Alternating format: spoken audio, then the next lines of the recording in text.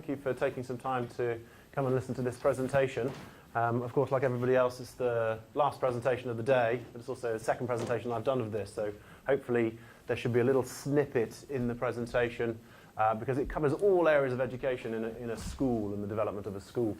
My name is Giles Pruitt. I'm the Vice Principal at JUMEIRAH College in the Al Safa region or area down in Dubai. I've been there for 2 years and I've been a middle leader or a senior leader for 15 years now, counting back to those long-awaited days. So I've been, one of my major inputs into my educational development and my schools that I've worked under is about pastoral care and student support.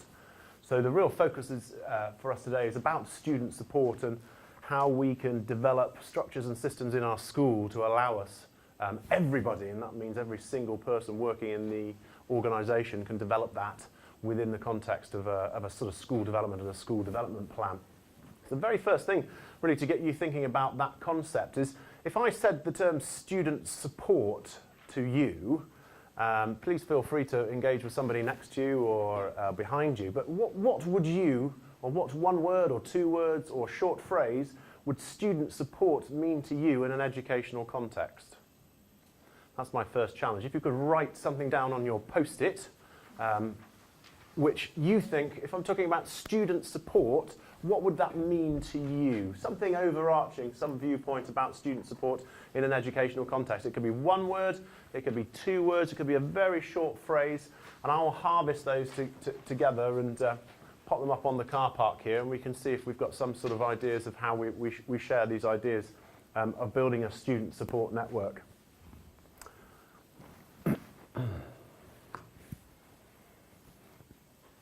Yeah, great, big pop it here and I'll just stick it up onto the board. Perfect, thank you. Excellent, thank you very much. Perfect, thank you. Perfect, thank you very much. Thank you. Excellent, great, no, fabulous, fabulous. Hi sir, there's a sheet on the information desk on the centre if you wish to have one.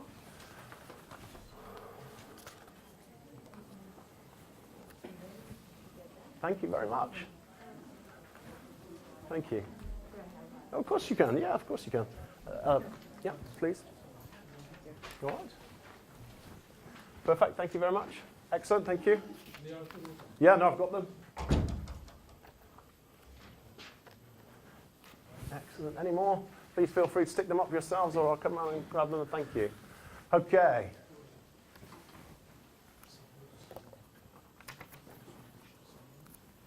Okay, let me just share as a good way of collecting everybody's ideas together and see if we're saying the same thing. Okay, so I have quality of life, both academic and enhancing students, which is super. Creating a sort of a friendly community or environment, encouraging, behaviour improving, protection, very good, learning, personality, thank you very much, all-round development, increasing student potential, which you'll see later on, proactive zones for students, and safety and the well-being of child. From my experience, many of my colleagues in the past and today still see student support often as somebody else's job. Or they see student support in a very, very narrow way. And that is having a listening ear or a friendly shoulder to be able to be talked to by somebody at some point in time when they're in times of trouble and difficulty. That would be a common distinction of student support and how to encourage that. From my experience today is that it's a much, much, much wider perspective than just having a friendly listening ear.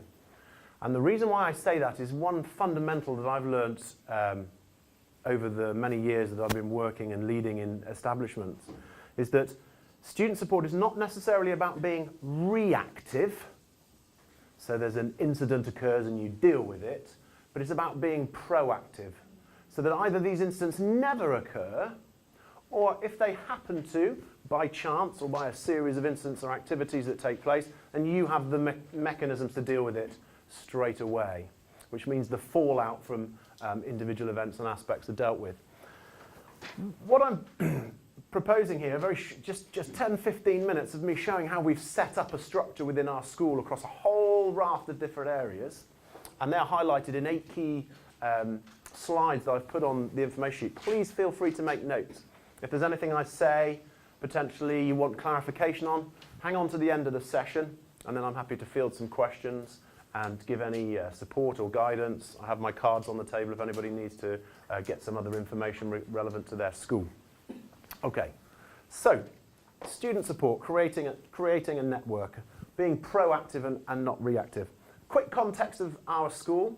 It is 14 years old, so it's one of the oldest of the GEMS international schools. We have a fully British curriculum from 11 to 18, GCSEs, Key Stage 4, A-levels, AS and A2 levels in Key Stage 5, and we have a significant proportion of our young men and women in our college to go on to university. The United Kingdom is the favoured location, but now we're seeing on a global context that US, Australasia, South Africa, the Middle East, all areas of the world are accessible to our students. It's a co-educational school. As I said, from 11 to 18, we have 1,200 students, and it has a DSIB rating of outstanding and has done for 4 years. Now, I'm not putting that in there to show off and say, wow, look at our school, isn't it great? What I am saying to you is that in all of our key areas and aspects that have been inspected, not only by the DSIB rating group, but also this year from a British International Overseas School perspective, we've been rating as outstanding. And one of the things that was highlighted this year was about student support and student safety, safeguarding, child protection. So I am sort of talking to you from a perspective where we seem to be getting things right, and we seem to be getting the right messages out there to our people in our community. That, and listening to what you've written already, that graphic encapsulates everything that we do in our philosophy of trying to support students. And there it is. Please have a quick glance at that for 20 or 30 seconds and try and formulate what you believe that is supposed to be representing within the context of an educational group. Would anybody like to offer a statement to support that? Integrated network. Fantastic, great. Network, really important. We cannot have one individual player focusing solely on this individual student. You'll only be able to capture real safeguarding support and engagement from students if everybody is playing on the same playing field. Okay, so that is one component of it. Yes, sir? Control. Say again? Control. Yeah, it is control. I don't like to use the word control in times where we're trying to control our children because we want them to be independent, we want them to be lively. But we need to be able to see the whole picture. That's an excellent idea. Say monitor. Yeah, monitor's fine. But to be able to see the big picture, that's important. And I think that's potentially where I see the phrase control or monitoring is used. I need to know that my students are being catered for in all areas of their daily routine. And that means arriving to the school, having lunch, their academic lessons, their study time, they're all being provided for within that context. I can't suddenly take my responsibility and say, oh, it's not my job anymore because the kids are going to the canteen. It's not my job anymore, they're going on the school bus. It is, because I have this sort of philosophy of holistic care. The real thing, the reason why I put the student in the middle and the student in red is because you put the student at the center of every decision that you make. That is the real philosophy. Now, that's difficult in a context often in Dubai because we have many schools that are for profit. We have many schools that have a budgetary requirement. And we say to ourselves, how do we build a philosophy in our school? But we put our children, single child to start with, and then collectively the child, at the center of everything that we do by creating this network, exactly as you said. It's how can you design something to do that? So how do we do this, and why? Why is it important? It's not just important necessarily because we want to be outstanding in inspections and we want to get the best academic results and see how great we are. That's not the case. It's providing the best learning environment and educational environment for the students. And why is this important? You yourselves, who are either teachers or administrators or supported in education, will have seen a significant change in the way in which teaching and learning and education has developed in the last 15 years. When I went to school, and many of you may have had the same experience, it's very much about this is the teacher at the center of everything. You listen, you engage with the teacher, and if the teacher tells you to do something, you do it. Now, if you take 15 years of evolution, it's almost gone full circle, that the teacher now is the person who moderates and administers, and the students do the teaching of themselves and their peers, and they continue to be given guidance on a wider framework through digital learning platforms, for example, from lots and lots of group work and team teaching. It's a very, very different environment, and we're trying to reflect that shift in education and how we cater for students in the wider educational context. I'll give you an example from a British focus. This is from a British curriculum focus. Of course, we have many, many different educational perspectives, but coming from a British school, the Children's Reform Act and the Education Reform Act put the child at the centre of everything we do. And that's not just in schools, that was in childcare and safety of children in the home as well as in schools. And that you'll all have heard of that phrase, every child matters, and that's putting the child, again, right at the heart and the centre of everything we do. I'll give you an example of this. I spent much of the last 2 terms trying to design and develop a child protection and safeguarding programme within our school. So reviewing much of the documentation. This comes from the Department for Education. And one of the points of the white paper is to say that every student should have the opportunity to be able to move forward. And it's one of the phrases they use is failure to thrive. Now, the barest bones, failure to thrive means the child is not being able to grow properly or to eat enough or to get the right nutrition. But actually, I see this as far, far, far more deeper. I'm talking about a failure to thrive if a student has particular capacity to develop educationally. If you stop them from doing that, you put barriers to progress in place in a school environment, then also you are stopping the individual students having the ability to thrive. Now, I'm not advocating a type of school where every child can do whatever they want whenever they like. That would be ridiculous. That would be anarchy and chaos. We couldn't do that. But what we are suggesting is that through the platforms that you put in and through the protection and support of the teachers and the carers and the pastoral leaders and so forth, students should be able to blossom in the arts, music, sport, in the different academic spectrums of science and maths and English to the best of their ability.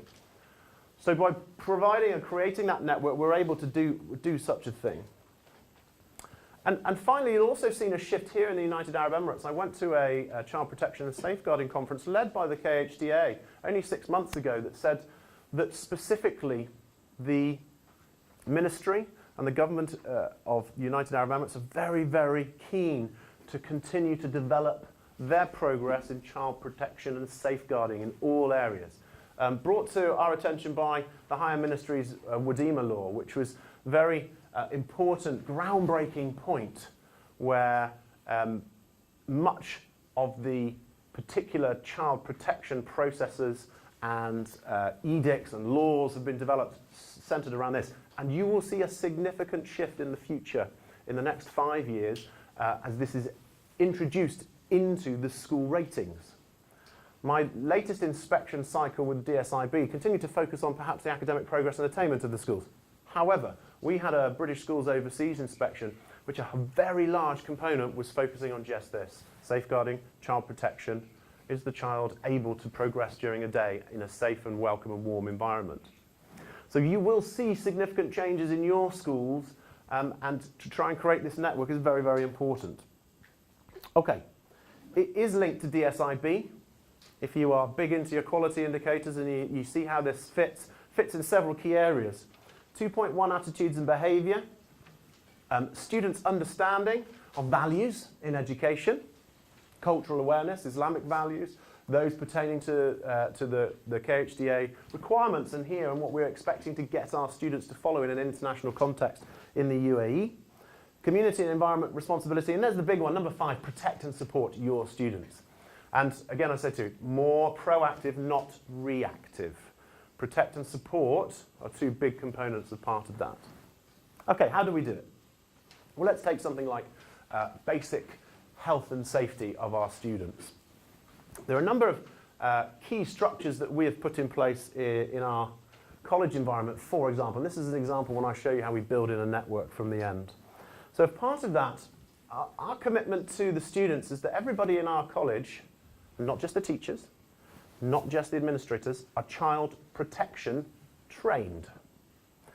Now, I'm not talking about a psychological degree course in child protection. I'm talking about fundamental, basic skills when staff or non-academic staff are faced with a significant issue. Like for instance? I'll give you an example. If you're faced with a bullying incident, if you're faced with an assault or two children quarrelling or arguing, you are approached by a student who wants you to keep quiet about something they want to tell you about. These type of skills, and that could be anybody, it could be any adult, where a student feels comfortable and confident in going to approach them and talk. Now we have specific staff who are trained. We have a college counsellor. I am the designate child protection officer, as is our college principal. We have 2 school nurses, a doctor, and we have specific pastoral heads of year. Now they are specifically trained in how to cope with conflict, bereavement, for example. But we have introduced this year a standard 1-hour training mechanism for every single teacher, but also for all of the other members of staff in our care. The drivers, the cleaners, the caterers, everybody is responsible. This is what I say about building a network. If I turn a blind eye, I'm a gardener working and I see 2 children having a big argument or a fight somewhere, and I turn a blind eye and say, that's not my job, that's not my business. That may well go unchecked and could continue to explode into the wider environment. We say that everybody is responsible for this in our school. Regular 3-tier program, we've introduced it this year. Everybody has trained in phase 1. Phase 2 is happening next year for all of our senior leaders. And then we will bring in specialists from the ministry and KHDA into our school in 18 months' time to try and deliver the last phase of it. We have a college counsellor as part of this who has an open door policy. Any student or teacher can go and see our college counsellor at any time during the day. And of course we put great emphasis on the training and provision we give that our providers must do so too. So the school transport system, Akuru, which is our college catering group, we have a documentation which says that they will be provided exactly the same training over a period of time to ensure that any new visitors to the college make sure that they are following the same guidelines and structures. We have a parent engagement program. Many of you will have these in your own schools. Part of the parent engagement program is to, at regular intervals, invite our parents into school and share with them the concerns that we have as educators, and for them to share with us the concerns that they have as parents. A big article. Yes. And one of the big articles will give you a great idea. This year we've been significantly focusing on cyber safety, bullying, the use of the internet, because it is prolific. You cannot bury your head in the sand and say that it's not happening out there or it's not my children, because it is prolific, it's growing faster.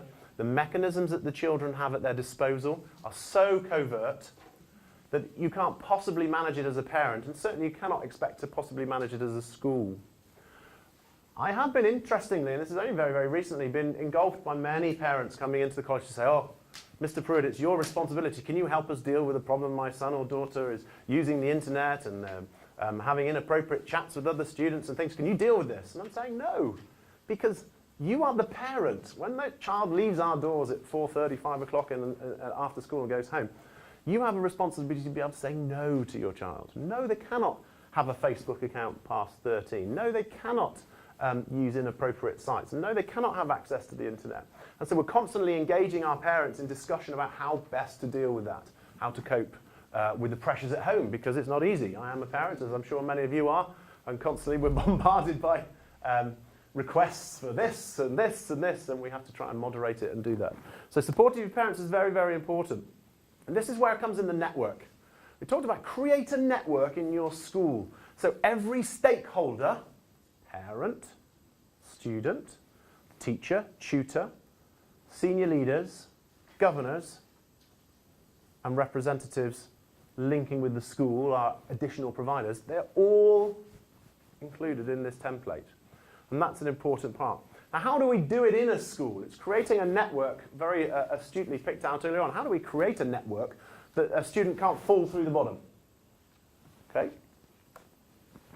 Well, there's your basic platform, and I'll go back to my original point with the student in the center. So we have what I would consider to be, very simply, a horizontal integration and a vertical integration.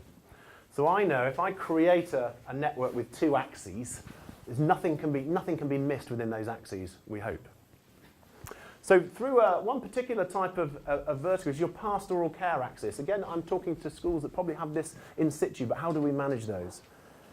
So we have every student has a form tutor. They're their immediate pastoral support. They are that support person who mops up the tears when you're crying because you're upset. You're worried about your exams. They listen to you and give you some advice. Yeah? Students may talk to tutors about issues at home and friendship groups and so forth. That is your phase one, first point of contact every time for a parent and for a student. Each one of those form tutors has a head of year or a pastoral support. It might be a grade leader, it might be a phase leader. They meet with them every week, regularly. Once a week in a pastoral context and once a week in an academic context. Every tutor spends at least 20 minutes with their support person who will be asking them these simple, challenging questions. Do you have any students you are concerned about? Is anybody underachieving in their academic classes? Have you had any significant incidents? Can I help or support or intervene?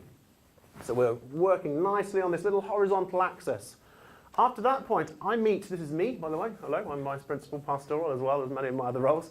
I meet with the heads of year every week for 45 minutes. There are 7, and I have a very, very similar framework to my agenda. And the first one is, which students do you have significant concern with? Which students are underachieving? We use a projected versus target grade analysis of every student on a 3-week basis. Which ones are underperforming and why? And often, you pick out groups of students that are significantly impacted upon. So it might be somebody's missed or has 3 or 4 lates and not coming into school properly, and they are underachieving in some of their academic lessons. And the reasons why is because they're scared they can't get their deadlines, and you often pick up patterns. Then we go to, this is your horizontal platform. So every single student is running along that horizontal platform. And then vertically, I have a weekly meeting with our college counsellor. Now, of course, the college counsellor has a confidentiality clause within their workings with the students. And the counsellor will very quickly meet with me once a week, and we talk together to see if there's any significant concerns about individual students. Often, if a student is picked up here, they will also be picked up here, if it's been a significant pastoral issue. Now, running vertically through the college, of course, we have other supports. Our 2 college nurses and the college doctor. Our house staff, so we have a house team, which is very much about reward and praise and developing competitive elements and house activities and events, who are constantly seeing students in a different light. And we have, of course, our other staff that are engaged with students outside of the classroom. PE staff are a classic case. So a scenario that could occur, a PE teacher comes to the nurse and says, I'm quite worried that John or Joe has got some marks on their leg. Nurse talks to the head of year, and the support network is caught within that framework. It might be something completely innocent, but we have an action, we have a network which catches students within that framework for us to be able to use. There, of course, are other, and I could sit here and talk to you about DSIB points all the way through the day. The key drive, the key thrust of this is about trying to create welfare, to put a structure or a network in place so that students are going to step foot onto your educational site and be confident to go to class, to excel, to develop and use their key skills, not to feel threatened by teachers or students or any other workers, and to be able to engage in the community and environment for that period of time. Other elements that you will see coming into this, which we have, is we have a PSHCEE program. It's a bit of a mouthful, I'm sorry. So it's personal, social, health, cultural, and economic education. It is a compulsory program for 11 to 12-year-olds, which is our year 7. So your grade 6 in a grade-based school network. And every student receives 1 hour of specific bespoke pastoral guidance through the year. At a very important time, as we see. It's the time when students come from their primary schools, when they've got all their top of the school, they've got all their friendship groups, they're flowing and brimming with confidence, and they come to a big school with lots of challenges ahead of them, with lots of young adults, And it's a very challenging time. We feel it very important that they are structured and have an opportunity to have bespoke guidance in developing new friendship groups, how to cope with more work, how to cope with the now friendship groups outside of school, the power of the internet, and so on and so on. So part of these things come into our child support: promoting healthy living, personal, social, cultural education, PE, healthy living, which again is a big driving force here in the United Arab Emirates also, helping students who struggle with diet and nutrition and guidance is a big element of this. We have an extracurricular program. Every term we deliver over 60 additional support classes, activity classes, coaching groups, musical groups. I will give you a flavour. We have a college orchestra, junior and senior. We have a choir. We have a ski club. We have a diving society. We have a chess competition. We have 30 different sports teams running in term one alone from different areas of soccer and basketball, cricket, rugby, football. And this program is delivered after school. And every teacher in our college is contracted to take 2 ECAs per term on top of their teaching load. And we say that these ECAs should have a significant contribution to the well-being and welfare of the students. So for me, for example, hypothetically, to put on a perfume-smelling society for only 12-year-old girls, it wouldn't be very well received. It needs to have a significant impact and contribution to the community. We have this year a lot of outside providers and come in. I think one of the most popular is Silversmithing Jewelry-Making, which happens on a Thursday afternoon. Have over 30 students engaged in making beautiful jewellery over a six-week period, which ties into their curriculum but has a significant impact. This is something, we have a parent engagement programme. For example, last year our principal who said, look, Giles, I'm not very fit at the moment, please give me an opportunity, put me into this programme. We have a wellbeing week and we're going to do some aerobic sessions for parents. Bring them into school and see if they want to have some free fitness and support sessions as an idea of how you might manage those type of expectations.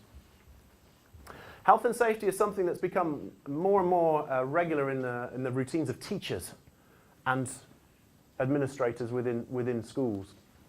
Particularly, I will do a regular sweep of our college on a weekly basis, asking teachers to monitor how their classroom space and their environments are being run, helping them, supporting them with repairs, making sure there's no areas that are at specific risk to students.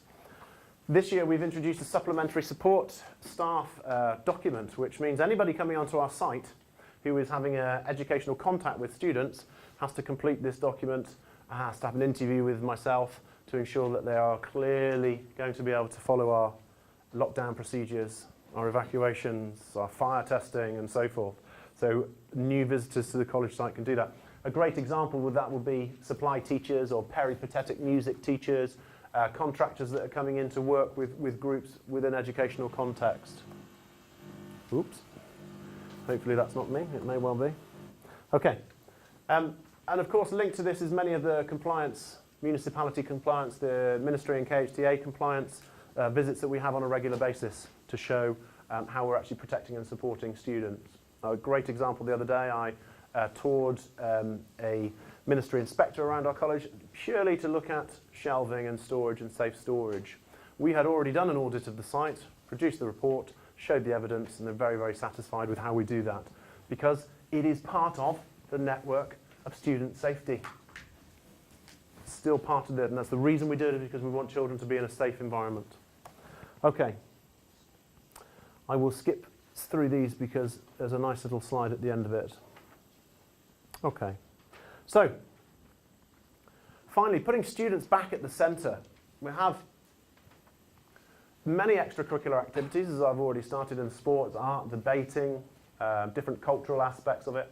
We have many, many student leadership opportunities and a new house system that's been developed in the course of the last 18 months. Leadership opportunities, that's just a flavour of the young leadership programs that we have in place at the college. It runs from the top down in terms of, you might say, order of importance. So our student executive is our head boy, head girl, deputy head boy and deputy head girl, 4 students in the last year of their school who represent the college council and canvass opinion and develop activities and events across the site, ranging right the way down to a new initiative, which is something called the GEMS Young Leader Programme that I have pioneered with a peer of mine who's here today, Mr. Bachu from Wellington Silicon Oasis. It's about taking those with immense leadership capacity from the year 7 to year 10 and giving them opportunity to be engaged in unique leadership opportunities and programs which we have designed. Okay, finally, this is our new house system. When I first arrived in the college 2 years ago, the house system was a series of competitions that took place over 3 terms. That was it. They were called interforms. So if a music teacher said, I know, let's have a year 9 music event, they'd have an event and points would be scored. I'd come from a school, my previous school in the UK was 175 years old. And I had a house system that dates back into the late 1800s. So a completely different philosophy. And one of the challenges that I set myself was how do you build history and heritage into some very young schools? Many of you may be working in some very, very young schools, less than 20 years old. That is a very, very short lifetime in many international settings and contexts. So how do you build tradition into that? Well, through some support from the students, we designed and developed 4 new house icons, 4 new names based on important historic figures, such as Ibn Sina, for example, with my Red Wolf house. And we've designed a little bit of heritage and histories around those and started to focus on student engagement and activities within the house system.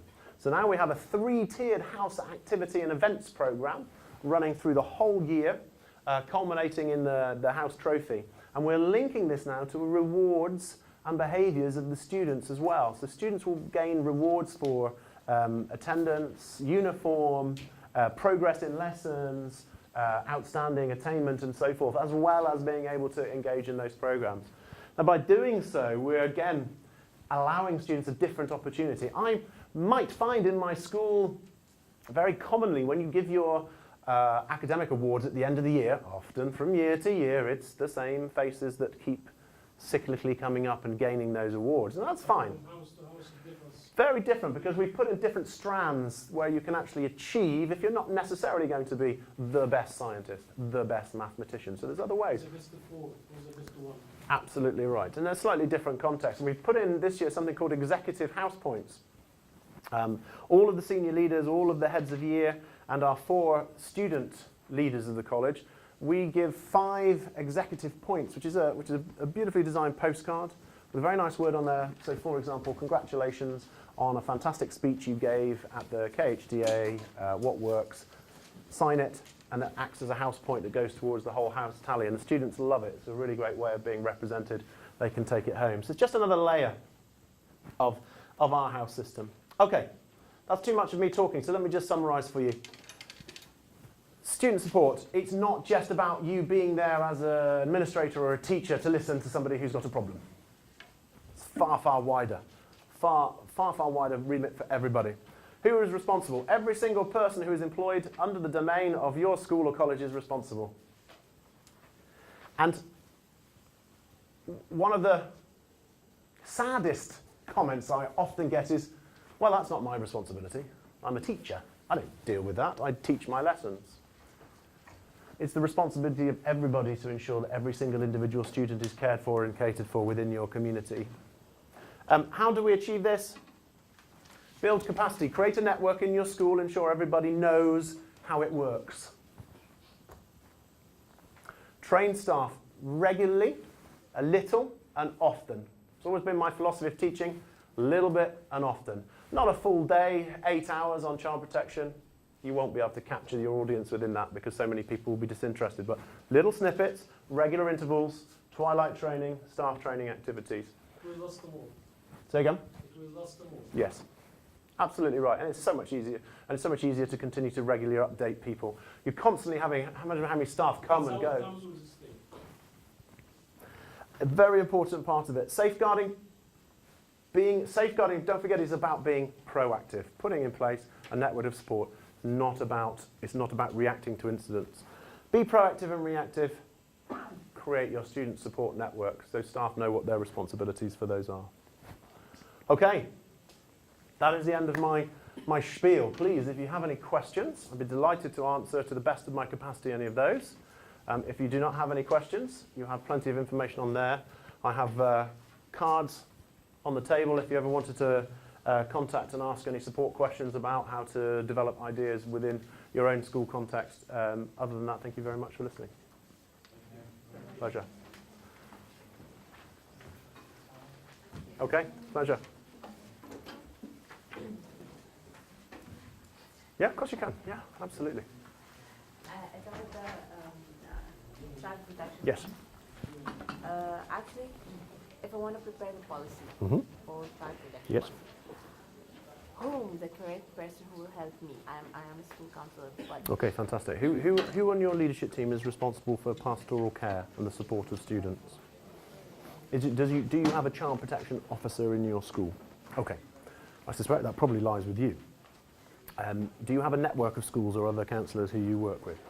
Right. The best thing to do, the first thing I would do, is I would contact your school leaders and ask them which one of them they feel has the key responsibility for student safety and support. Okay? And ask them for any policies or documentations that they have or have written. There may be little, there may be some. And ask them if they wouldn't mind you taking them and reviewing them yourself, because obviously you're the specialist.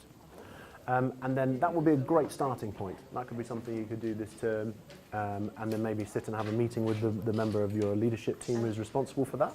And what I would do if it was me, would take any documentation, have yourself, that leader responsible, maybe another member of your team, so it could be somebody who's like a sort of house leader or a tutor leader or someone you think is responsible, who'll be able to sit and you could pick through doing that.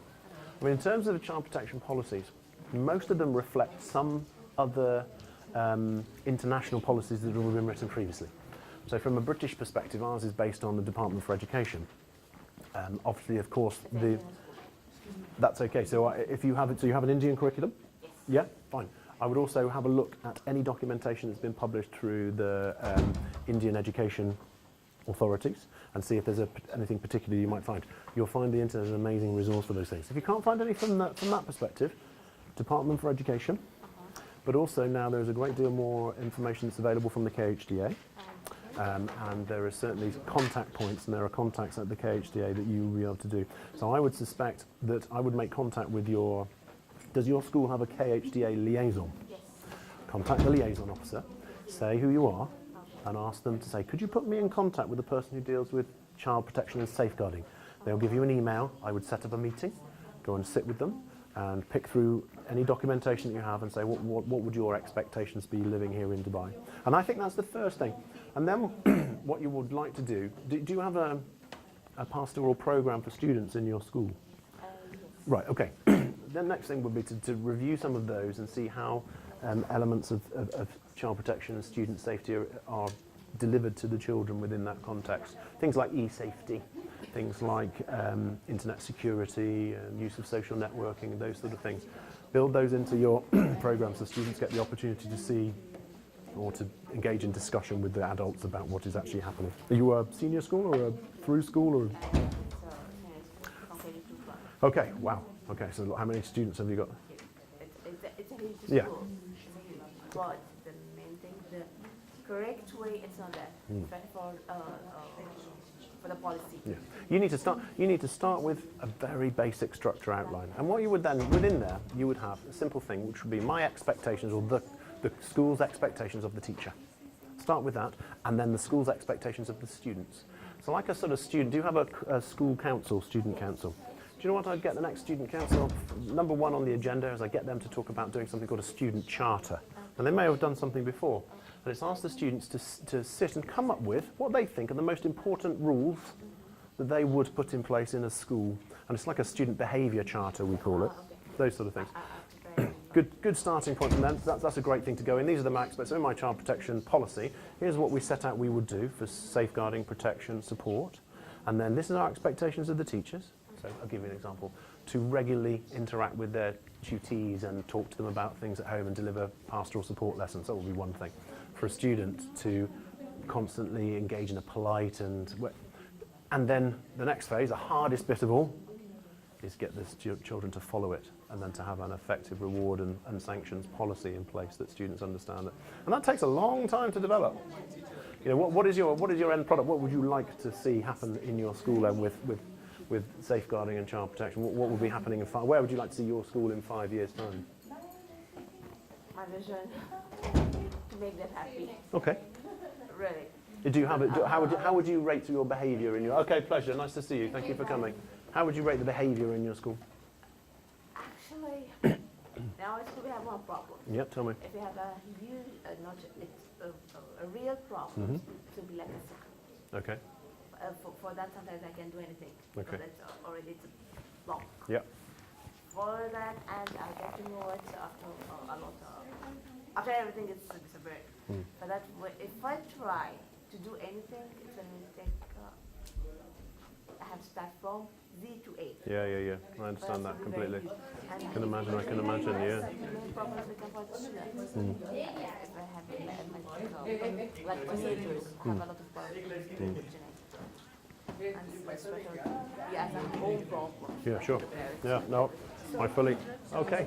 I just want to ask you, like, I want to conduct a meeting regarding this in my school. So I'll make an assistant for you. Yes. Okay. Have you got my card? Yeah, I've got the card. Send me an email. Explain to me exactly what you want to do, and I will give you a series of things that you can try and push forward and implement. All right. That's good to see you. All right. Thank you very much. Thanks for coming. Thank you. Pleasure. Nice to see you. I mean, they're your starting points. I think you need to. I would engage the senior leadership of your team and say, who is responsible? Can you support me? And how can we look at what our policy documentation is at the moment? Is there any? Actually, How we can do that? this is my first year That's okay. at the school.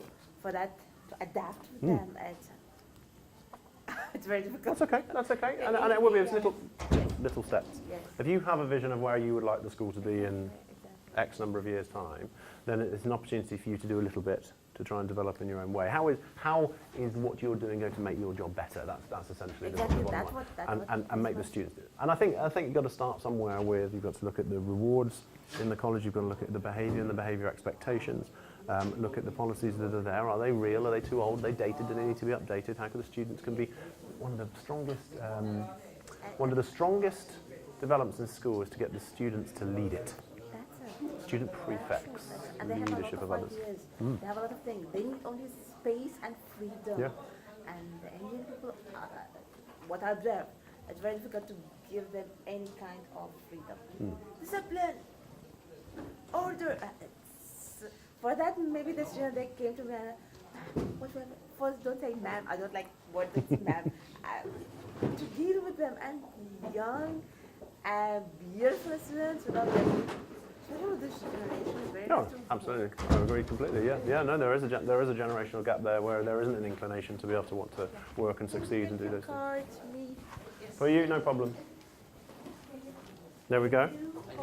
Yeah, call me, email me, let me know, and then I can give you any advice and tips that I've used previously. Fine. Maybe I'll meet you one. For sure.